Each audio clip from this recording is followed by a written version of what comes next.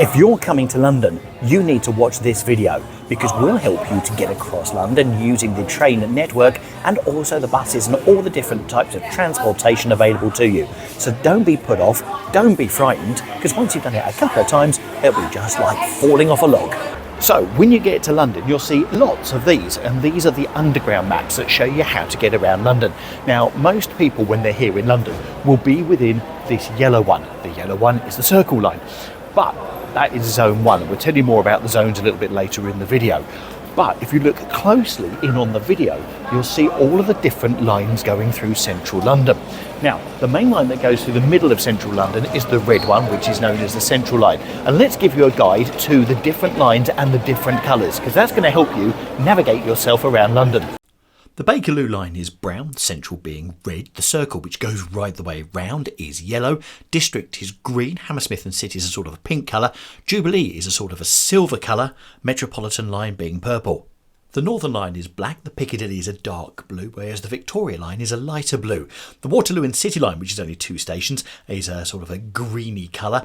And then the Docklands Light Railway, which literally goes through the Docklands, is white, but it has a green round the outside of it. The Elizabeth line is white, but has a purple round the outside. And the Overground, which takes you all over the place outside of the underground system, is white with an orange outline. So if you want to get anywhere across London, the easiest way to do it is to grab a Google Maps. Now I know lots of other map services are available, but for me, I absolutely love Google Maps. It makes it easy.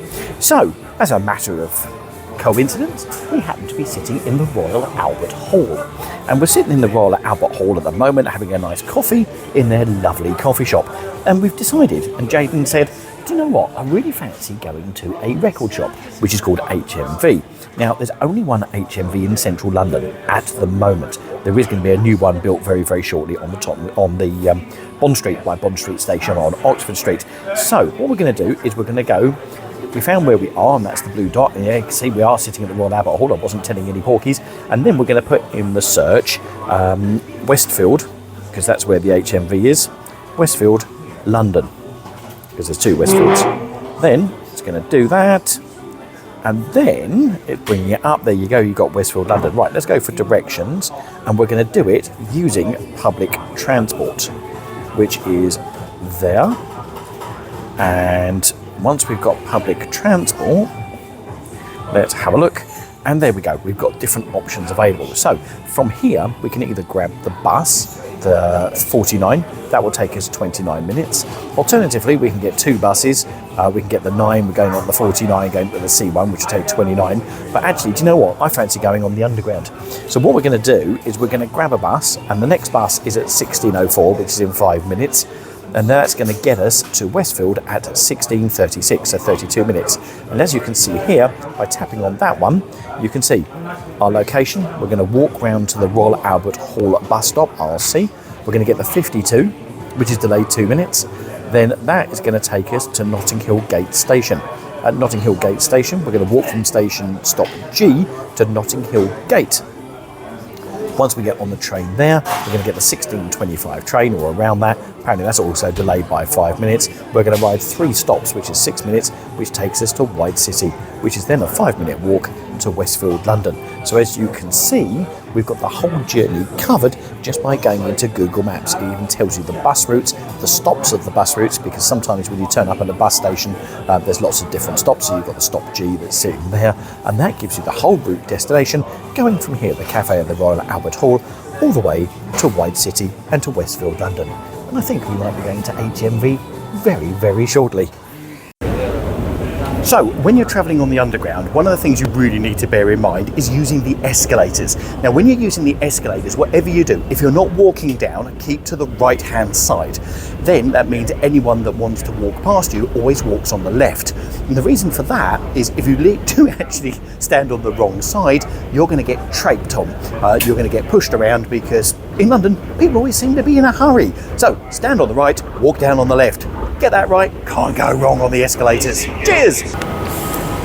So this is the Central Line, it's the most popular train in London. Let's have a seat. Now these trains are always busy, there's no aircon, so make sure you have lots of water, like I bought today, though tomorrow it's probably going to be raining because we're in London.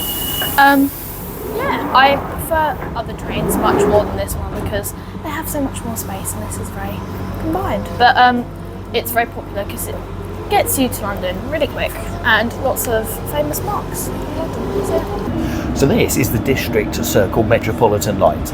Now these are the ones you really want to get on, and they take you right round the outskirts of Zone 1, so that's that sort of oval that goes round. And the reason you want to get on these is because during the summer, these are the trains with air conditioning. This and the Elizabeth line are the more comfortable lines. Now that doesn't mean to say in rush hour it's going to be absolutely baking in here as well. So make sure that you've got water with you at all times and keep hydrated, because you never know when you might find some water and you need that. Now the other great thing, as you can hear going on in the background, is as you approach each station it tells you which one you're coming to and also where it changes. So getting around on the Underground in London is one of the easiest things to do, but it's certainly one of those things that puts fear and trepidation into people. Now when you come to London, you call it whatever you like. We obviously call it the Tube, we call it the Underground. Lots of people call it the Metro if you're coming from other places, or the tram system or the transit system. Call it whatever you like. No one cares, but everyone knows what you're talking about. And you're never going to be too far away from anyone to tell you and help you to get around. Luckily for these trains there is lots of room to walk down, so there are many seats available, not like the Central line. And as mentioned earlier, there is aircon, so it isn't boiling in here.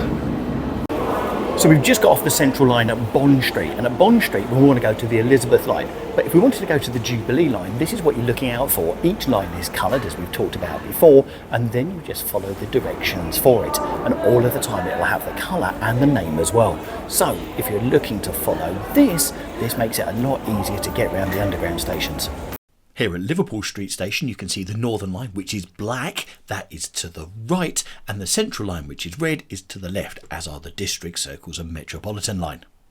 And here at a station you've got exactly the same thing. So basically if you know the colour of your tube line, you just follow that colour all the way through and it gets you to your place you want to get to for changing. Changing trains can be as easy as going from one platform to another. Now, one of the things to be aware of, we're currently sitting in a train which is quite empty. It's later in the morning rush hour. Rush hour probably ends about 9:30 to 10 o'clock in the morning, and it starts again from about 4 o'clock in the afternoon. But one of the things you really need to be mindful of, if it's really busy, there are certain seats which are allocated for those people that have got disabilities, have got children, to give them a priority. Now, as a rule, the best thing to do is, if the train is absolutely full, just watch out for those people. Now, a lot of them will wear badges that look like this, and it will give you a highlight to the fact that actually they might need a seat. Don't forget, some disabilities you can't see. So if you see that badge, or you see someone that's obviously pregnant or an older person, do give up your seat. It's one of those expected things on the Underground. Although, saying that, you get on lots of trains and lots of people don't actually shift, move, and they stick their head into a paper or a book or something else like that. So be that different person to do that. If you are getting around London and you have some accessibility concerns, whether you're pushing a pushchair, you're in a wheelchair, got a scooter, or anything else like that, then there's some symbols you need to be aware of. Now, these symbols are the ones with the wheelchairs at the station, and you'll notice there are two different types, those with a dark background and those with a white background. Now, if it's got a dark background, it means there's a step-free access from the street to the train, so you can get from the street down to the train all completely step-free. But if it's got a white background, it means there's step-free access from the street to the platform, which makes it slightly harder just to get onto the train itself. And that's what those two mean. And actually, it just helps you to plan your journey around the London Underground system. Here we have the signs which will be in every tube station in London. These are really handy. It says how long for your train to arrive, and if you caught the wrong one, it will say exactly where it's meant to go. These are situated all throughout the tubes, which is very handy. Now, one of the things that they have on every platform and also around some of the stations as well are these help points. So not only has it got a fire alarm, it's got an emergency button, which is the green one if you've got an emergency, but if you just want information, hit that blue button and someone will respond to you. So it's a great way if you need help when you're out and about on the Underground. So here we're on the Elizabeth line, and the Elizabeth line for many people isn't part of the Underground, even though it goes straight through the centre of London and is the quickest way from getting from one side to the other, or right bang in the middle. So if you can use the Elizabeth line, then it is best thing to do. Now the other brilliant thing about using the Elizabeth line is because it's new and it was only opened in May 2022, the trains are big, they're fantastic, they tell you where you're going, they've got lots of information on there, and also for the summer they're air conditioned. Yes!